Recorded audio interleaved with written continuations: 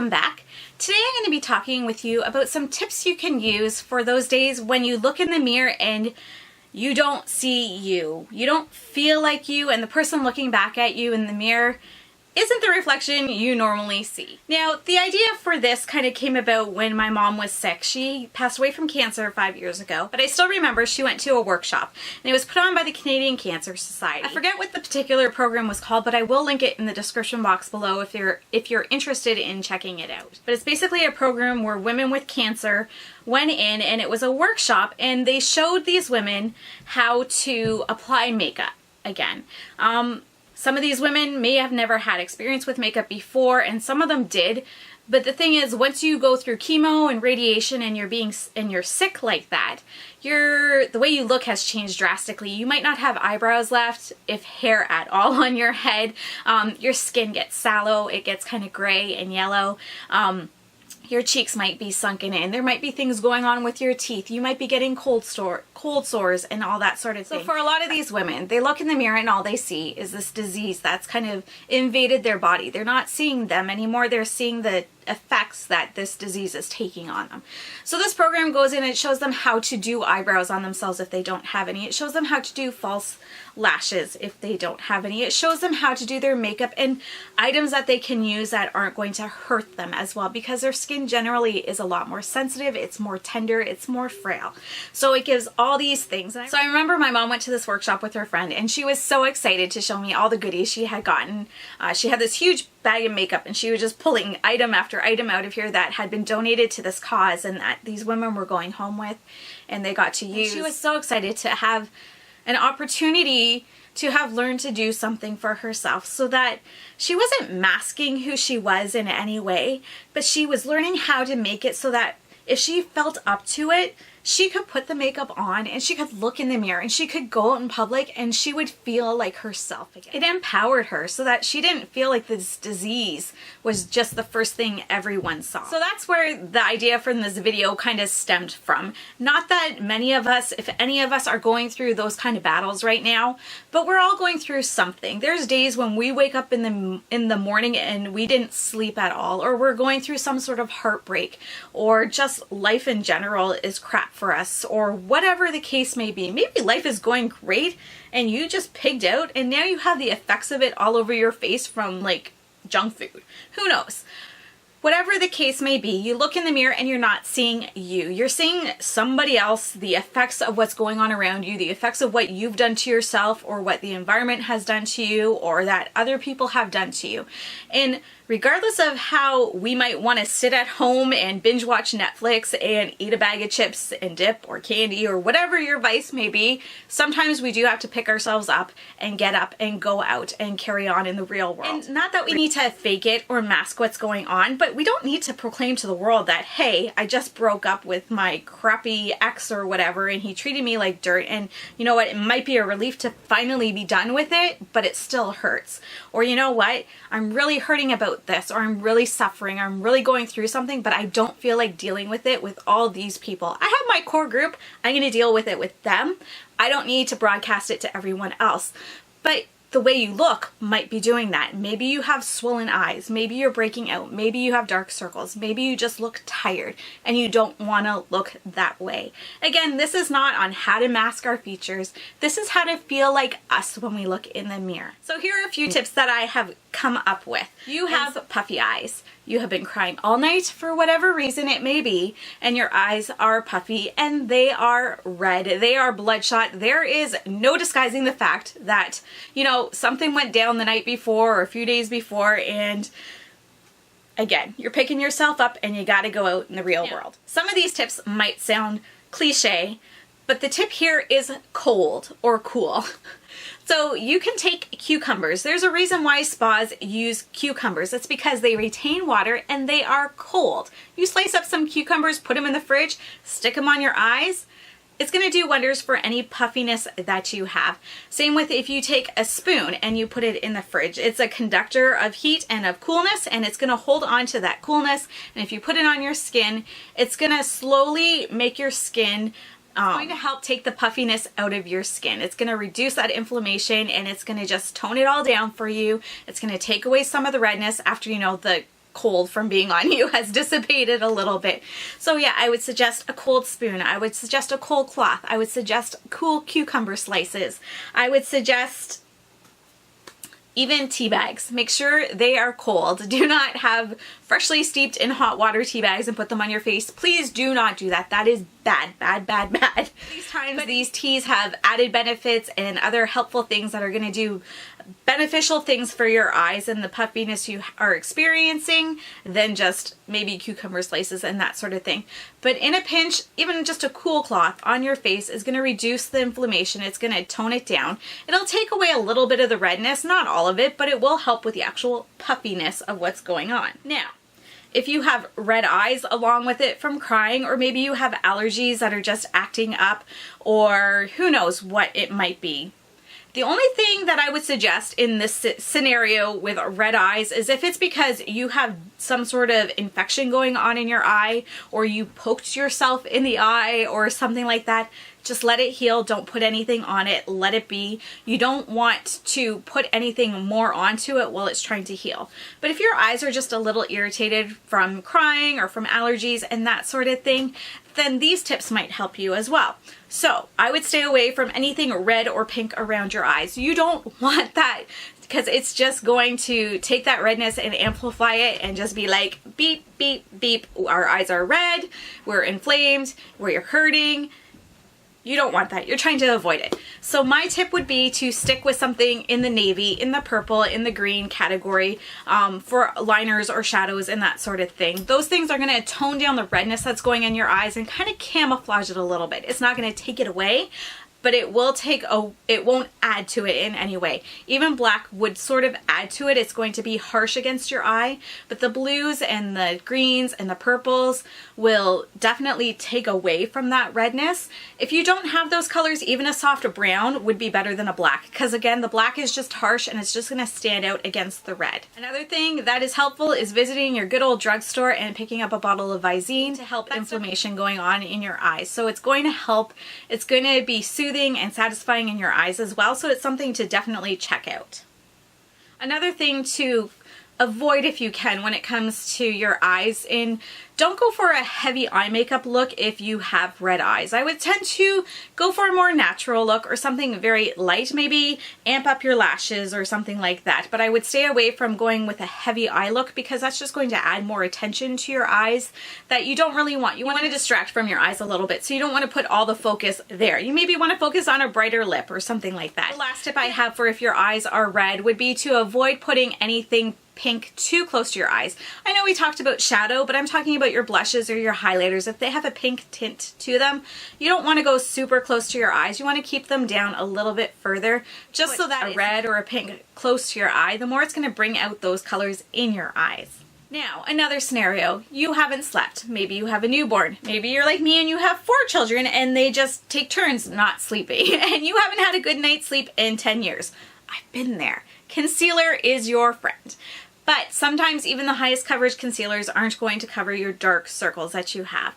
Something that you can use is a color corrector. If you have dark circles, you want to go in for something that is a peach, a pink, an orangey kind of red, that sort of thing. This is an example of a color correcting palette right here. And the colors you want to go in with, the more that you can get away with a red or an orange or a peach, you want to go in with. You want to get away from your skin tone as much as possible and go for a deeper shade. And that is just going to go on under your concealer and your foundation, and you're just going to put a light layer in there, pat it on. Don't blend it away completely. You do want that color there. It will get covered up from your foundation or your concealer, so you don't have to worry about that, but it will camouflage and neutralize the darkness that is underneath. It is going to be an extra layer and it will actually neutralize that color. If you look at the color wheel and you look at your blues, you're going to see your oranges and your peaches kind of right across from that, and that is what is going to, you know, that's the way you want to work with that. So using a color corrector will help in reducing the look of your dark circles that you have. Now, when we're talking about dark circles, you want to stay away from colors that resemble anything like a bruise or darkness that you have under your eyes. You want to stay away from the blacks. You want to stay away from the blues and the greens and the purples.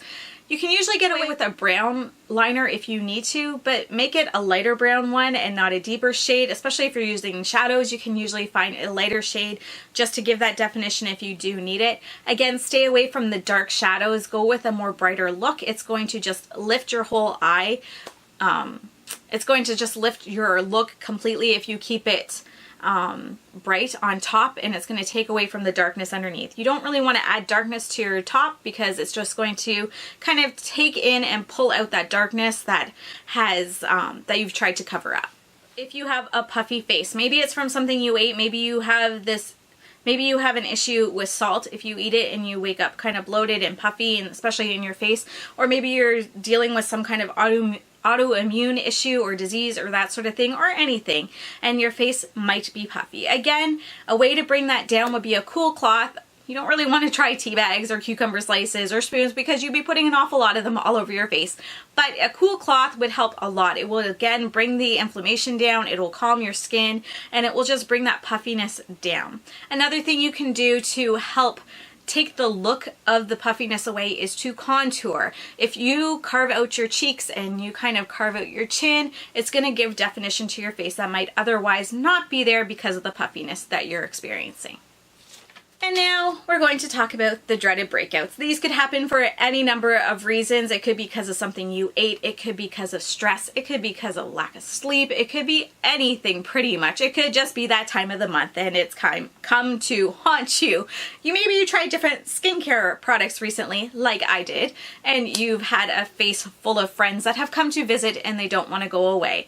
The first thing you want to do is be on top of your skincare routine and wash and clean your face. Make sure you get that makeup off. Do a deep cleanse with a mask if you need to. Pull that stuff out of your skin as much as you can safely and sensitively. After your skin, there are items that you can use to take the irritation away and the redness. Don't pop them, just let them be. Just let them be. If you pop them, if you scratch them, if you play with them, if you pick them, they are going to get irritated. They're going to sink even lower into your skin and it's going to cause more breakouts. It's going to get more painful. It's going to be harder for it to, it's going to take longer for it to clear up. You're just asking for a world of problems if you're going to start picking them. That, I know it's hard. You see it. You don't want that whitehead. You just want it gone, but it will be gone. It will go away, and it'll go away much quicker if you aren't touching it. But there are things you can do there are things you can purchase that will help make that process even quicker. You can buy acne patches. I've seen them on Amazon. I've seen them by other companies, and they're just little dots that you just buy and you stick them. They come like on a sheet with a whole pile of them, different sizes, and you just pull one off and you stick it on and you put it on before bed. And when you wake up, in most cases it has pulled that nastiness out and it's put in some acne medication and that sort of thing, so that it's kind of reducing what's going on with that pimple and helping clear it up. There are other things that I have found for myself personally that tea tree oil works really well when I have a breakout and I want to clear it up quickly. You need to use a carrier oil with it so that you don't hurt your skin, but a couple drops of that mixed with a carrier oil and just put it directly onto the blemish will help clear that up. Other things that you can use it with caution. Do not take my word for it that it's going to work, but things that have alcohol in it, if you're using like a perfume or even like toothpaste, some people use, and they claim that helps to clear it up. I haven't had success with those items, but other people have talked about it and said that they do. So trusting that they were telling the truth, it might be something that works for you in a pinch when you don't have anything else around to use. Now, those are ways that you can try and clear it up more quickly. But if it's something that you do need to cover up, I would try a concealer. But if your coverage isn't good enough for that, then I would go in with a nice green colored, I'm blinding everyone. I would go in with a green color corrector. It will mask the look of the redness. And when you're doing it, I didn't bring it down, but I will insert a picture of one here. You want to use a fine tipped kind of detail brush for that. You're going to put it in the concealer or the color corrector a little bit, and you're going to put the product on very lightly and then just dab it. You don't need to blend it a lot or anything, because again, your concealer or your foundation is going to go over top and it's going to cover it, but you want to put as least amount of irritation on it as possible. You don't want to rip the skin. You don't want to pop that pimple. Well, maybe you do, but you don't want to put anything any unnecessary stress onto the blemish because it might just make it worse. But in my experience, if a concealer doesn't work, a green color corrector is the way to go to try and camouflage that blemish. The last concern that you may have is a cold sore, and maybe you have multiple cold sores. And going back to the blemishes and the pimples, you don't want to pick these. The more that you're touching it, the more you're spreading it around, the more likely you are to develop more cold sores on your lips, and you don't want that. So I would suggest going out and getting a special medicated cold sore or ointment for it.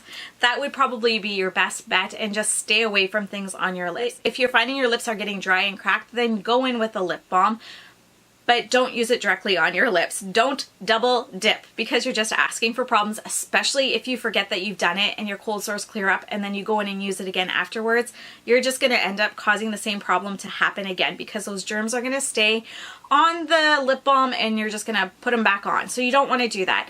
So if you do need to use a lip balm or something like that, even the ointment that you get from for the cold sores, I would suggest either getting a pot, or even if you have a tube of it, put it on one finger, rub your finger on it, clean finger on it, or in the pot, or whatever it might be, and then put it on the spot that you need to. And then if you have to apply more, use a different finger each time. Do not use the same tool, your fingers, on the product that you have already put on your cold sore. You don't want that. Again, especially if you forget that you did that, you're just going to end up with the same problem again. I get it. You want to cover these cold sores, but adding a lip product to your lips probably isn't going to cover it as much as emphasize it, because you're putting a lip color on. It's probably going to bring out that redness and show kind of the outline of it more and just make it more noticeable than if you just left it alone with a regular balm if you need to moisturize it and that sort of thing. Now, if you're really concerned about the cold sore and you're not comfortable and it's driving you nuts, just the act of diversion. And in that case, I would put on a blinding highlight. I would do a really, fierce eye makeup look or something like that. That's just going to distract from it completely. Something that'll go great with a nude lip because you're not putting anything except that lip balm on your lips. And that will just kind of take the focus away from your lip. It'll put it up to your eyes. People will notice that and be like, hey, your eye makeup looks fantastic today. Or, what is on your face? It looks wet. Is your face wet? They're not even going to notice the cold sore on your face if you do that on your lips. Hopefully it's not on your face. And those are just a few of my tips that I have on how to feel like you when you look in the mirror and you don't see you. Again, it's not about a mask. It's not about hiding. It's just about showcasing us the way that we want to be seen, the way that we see ourselves, but maybe not in the reflection that we're looking at right now. If you have any concerns that you would like tips on, or maybe you have some tips that I haven't touched on, let me know in the comments below. I would be really interested in hearing your thoughts on these different issues that we all go through. It's part of human life. It's life in general. Sometimes it sucks, sometimes it's great, and sometimes it shows up on our face. I hope you enjoyed this video. If you did, don't forget to hit the like button. Subscribe if you haven't already. Thank you so much for watching, everyone. I hope you have a great day. Bye-bye.